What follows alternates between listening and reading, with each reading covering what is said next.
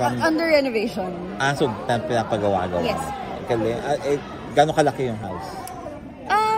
Hindi sobrang laki, yung saktong-sakto lang para sa aming pamilya. Matagal na yun eh, may renovation na eh. Oo, matagal na. Last year pa.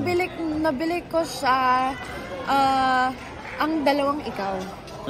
So, before pandemic? Or after pandemic? During. During. Yes. Yung kila Rita, kay Ken. Ayun.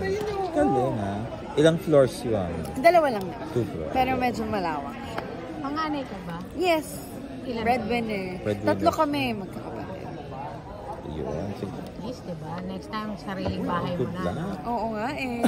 Pagawa na talaga ng sariling bahay. Soon. Doon pa rin, if ever, o gusto mo na dito sa... Gusto ko south pa din. Siguro mga Laguna, Tagaytay. Oh my God. Palayo ka doon pala. Oo, pero kasi gusto din ni mama eh. Saka ano doon? If ever I want here, malapit sa work, siguro condo lang. Yes.